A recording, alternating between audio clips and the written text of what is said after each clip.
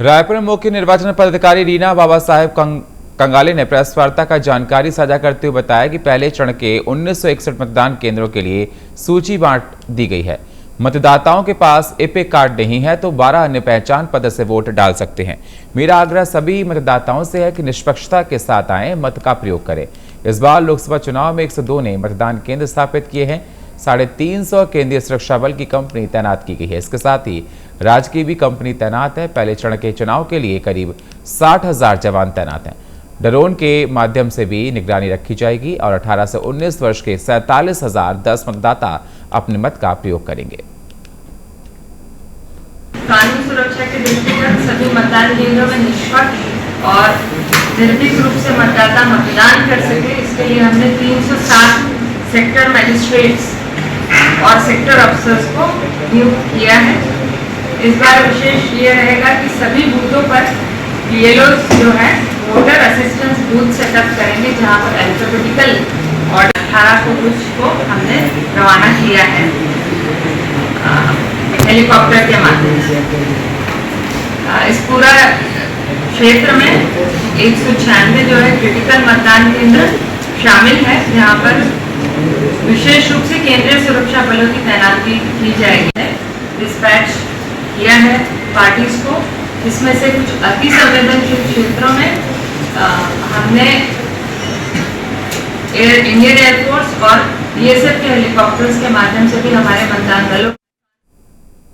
प्रथम चरण के चुनाव में बस्तर की तैयारियों पर उप मुख्यमंत्री और गृह मंत्री विजय शर्मा ने कहा कि नक्सली घबराए हुए हैं, बादशाह में हैं और आपको बता दें उन्होंने फिर से हत्या किया। नारायणपुर में घर पर घुसकर मारा है। सिविलियन को मार रहे हैं, दहशत फैलाना चाहते हैं, इसलिए ऐसा कर रहे हैं। मतदान में जितने सुरक्षा दल जा रहे हैं वह सुरक्षित लौट कर आए, ये ईश्वर से प्रार्थना है। सबके अपील है पुलिस के सभी निर्देशों को माने, अति उत्साह में कोई कुछ ना करे। जो सैनिक और सुरक्षाकर्मी है वह भी अति उत्साह में ना आए।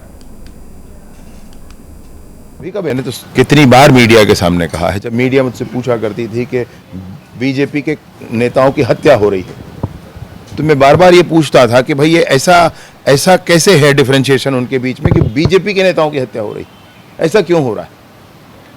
मतलब अब इसमें कुछ तुरंत ही कहना तो गलत है, लेकिन बातें तो कुछ इशारा तो कहीं कुछ हो रहा है ना भाई। अभी का बयान है भाई, जो कुछ है वो तो अभी का बयान है, आप ही ने दिखाया है। अभी का बयान, वो पटांग बातें नहीं करें, समझना चाहिए, मामला स्पष्ट होना चाहिए। 247 सड़कें क्यों नहीं बनवाई, पता उनको बताना चाहिए। 90 पुल पुलिया क्यों नहीं बनाए, वहाँ पे पता होना चाहिए। वहाँ पर इससे पहले क्यों नहीं हुआ करता था, उनको स्पष्ट होना चाहिए। अब घबराए हुए हैं, बदहवास हैं, उन्होंने फिर से हत्या की है नारायणपुर में, और ऐसे ही घर में घुस करके मारना, सिविलियंस को मारना, इस तरीके का काम कर रहे हैं। दहशत फैलाना चाहते हैं, डराना चाहते हैं, इसलिए ऐसा कर रहे हैं। कल मतदान है, सुरक्षा दल जितने जा रहे हैं वो सुरक्षित लौट कर आएँ, ईश्वर से प्रार्थना है। और सबसे अपील है कि पुलिस के सभी निर्देशों को माने, पुलिस के द्वारा दिए गए किसी भी सलाह को माने, अति उत्साह में कोई कुछ ना करे। जो सैनिक हैं, जो हमारे सुरक्षाकर्मी हैं, वह भी कोई अति उत्साह में ना आए। ये बात बहुत स्पष्टता के साथ सबको मैं कहना चाहता हूं और बार बार निवेदन करता हूं। इस बात को कन्फ्यूजन होगा, दीपक भाई जी को कन्फ्यूजन होगा उसमें, क्योंकि वो कन्फ्यूजन में ही उनको इस विषय को रखना है हमेशा से। जैसे 370 को हमेशा कन्फ्यूजन में रखा, ऐसे ही वो नक्सल के इस विषय को कन्फ्यूजन में रखना चाहते हैं। हमारा बिल्कुल स्पष्ट मानना है, बस्तर के गांव में बिजली, पानी, सड़क, स्कूल, अस्पताल, आंगनबाड़ी, मोबाइल टावर जाकर रहेगा। इस मार्ग में जो बाधा है उनसे हम चर्चा के लिए तैयार हैं, अन्यथा हटाया जाएगा।